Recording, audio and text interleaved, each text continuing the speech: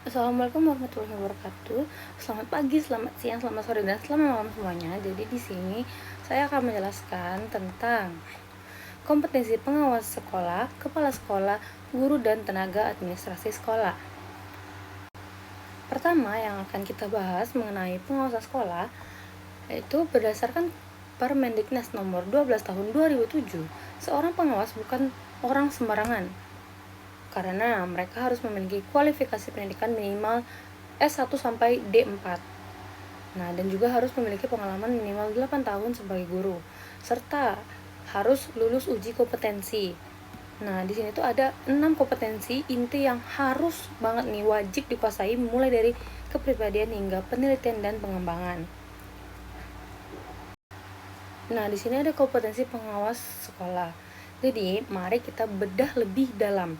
Nah, tugas pengawas mencakup supervisi manajerial atau membina administrasi sekolah dan supervisi akademik atau membantu guru meningkatkan kualitas belajar.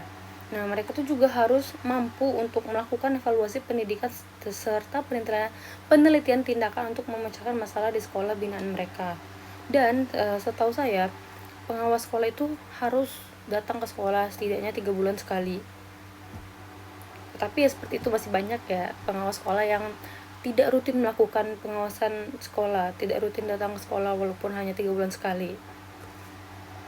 Next, di sini ada kompetensi kepala sekolah yang merujuk pada Permendiknas nomor 13 tahun 2007. Seorang kepala sekolah harus memiliki 5 kompetensi utama, yaitu yang menarik di sini adalah adanya kompetensi kewirausahaan. Di sini yang artinya kepala sekolah harus inovatif dan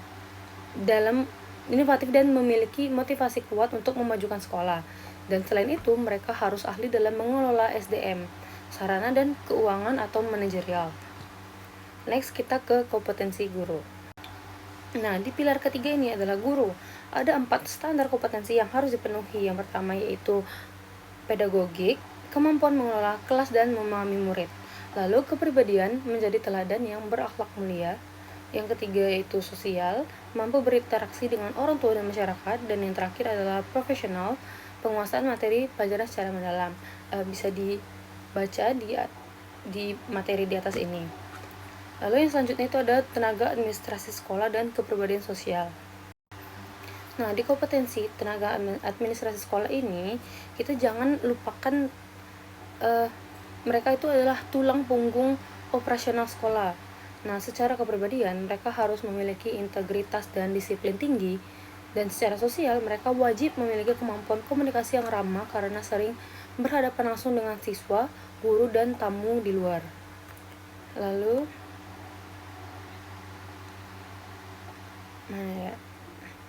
mereka juga ada kompetensi yang teknis dan manajerial di next slide. Ya, ini jadi secara teknis, tenaga administrasi sekolah atau disingkat dengan TAS harus mahir menggunakan komputer, mengelola surat menyurat, hingga mengoperasikan aplikasi seperti Dapodik. Nah, mereka juga dituntut memiliki kemampuan manajerial untuk mengatur prioritas kerja dan mendukung setiap kebijakan yang dibuat oleh kepala sekolah agar administrasi berjalan sistematis. Lalu mereka juga ada kompetensi profesional. Ya, ini dia. Jadi, kompetensi terakhir bagi tenaga administrasi sekolah adalah profesionalisme, yang artinya mereka harus paham benar apa yang menjadi tugas pokok dan fungsinya, atau sering disebut dengan tupoksi.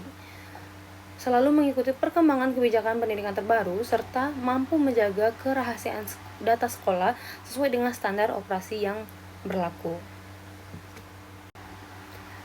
Nggak disangka ternyata kita sudah sampai di pengakhir dari penjelasan saya. Jadi di sini ada conclusion. Sebagai kesimpulan, keberhasilan sebuah sekolah sangat bergantung pada sinergi 4 pilar ini, yaitu pengawas sebagai pendamping strategis, kepala sekolah sebagai pemimpin inovatif, guru sebagai pelaksana pembelajaran, dan tenaga administrasi sekolah sebagai penyokong operasional. Jika keempatnya berkompeten, maka terciptalah ekosistem pendidikan yang berkualitas bagi siswa. Jika tidak, ya kita tahu sendiri akan menjadi seperti apa.